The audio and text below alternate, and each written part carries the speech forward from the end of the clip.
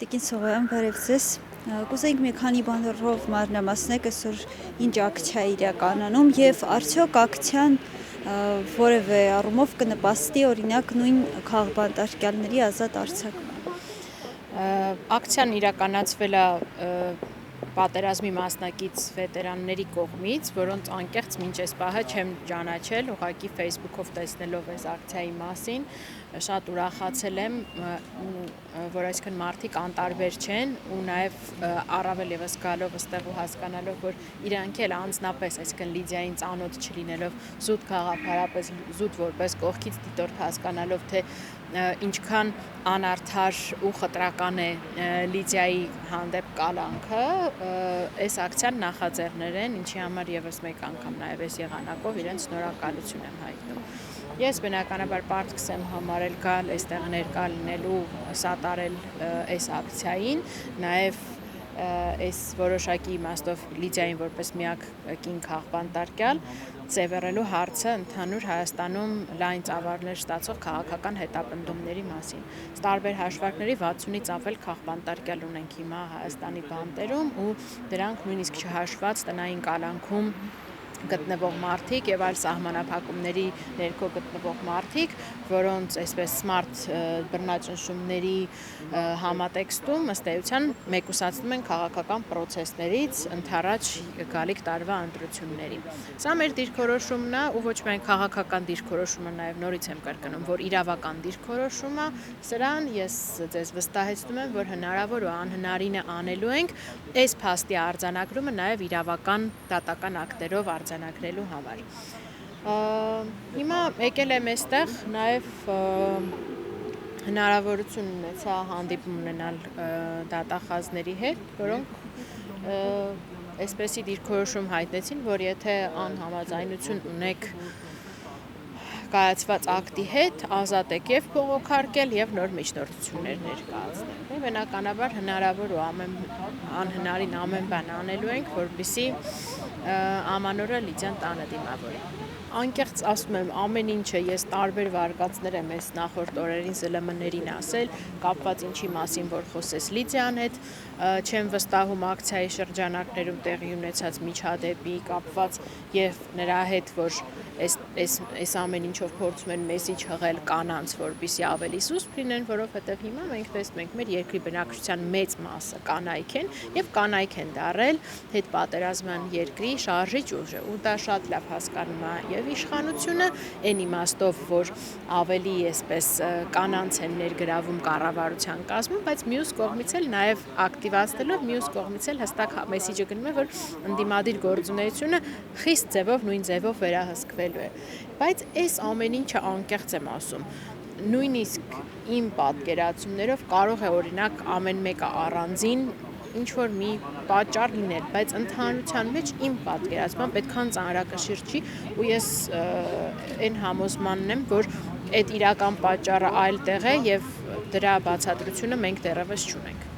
Շնորհակալ եմ հարցադրման համար եւ ուզում եմ երախտիկս հայտնել ու եկել եմ երախտիկս հայտնել երիտասարդներին, մեր հայրենակիցներին, ովքեր այստեղ են գտնվում մեր համար շատ էմոցիոնալ ու շատ հակաիրավական հարցմամբ։ Օրեր առաջ բավական մեծ աղմուկ բարձրացրեց այս իրողությունը, դուք գիտեք արդեն ամառվանից քննվում է 18 արդարների գործը դեմ Բագրատ Սրբազանի, ինչ տեղի ունեցավ, մի քիչ նախապատմություն հրապարակվեցին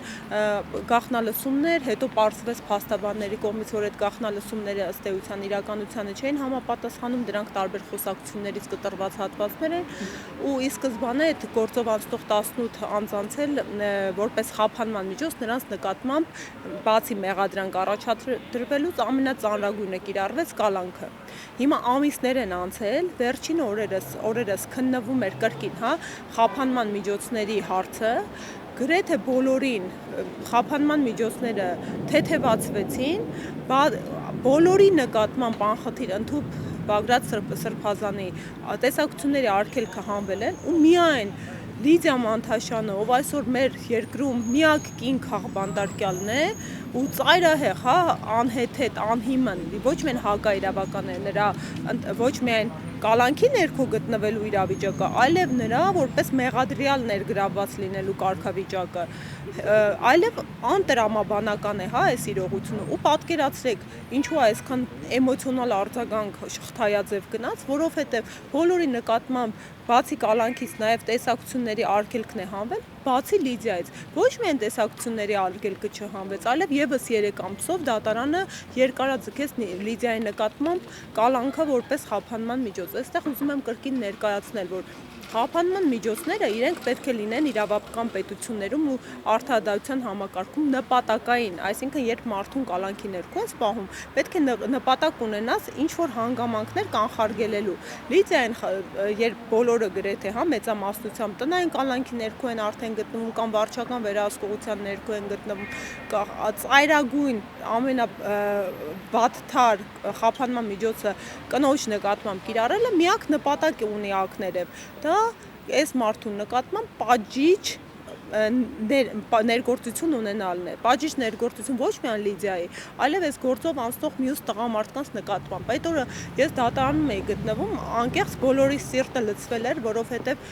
տղամարդիկ գործով ներգրաված մեղադրյալները եւ փաստաբանները մեկը մյուսին հերթ չտալով ելույթներ էին ունենում, ինչքան անթույլատրելի է Լիդիայի նկատմամբ վերաբերմունքը ու անկախ դատարանի նկատմամբ, այս դատական գործընթացի նկատմամբ իրենց վերաբերմունքից բոլորը խնդրանքով դիմեցին ամենայն հարգանքով դատարանին, հասկանալու իրողությունը բացատրելով, հա, որ իրենց արկայությամբ ինչպես կարող է Լիդիան լինել այս ամեն ինչի կազմակերպիչ կամ ամենածանր հետևանք կրողը։ Խնդրանքով դիմեցին Լիդիայի նկատմամբ ողջամիտ վերաբերմունք ցուցաբերելու ու այդ ելույթներին երբ հաջորդեց կրկին անգամ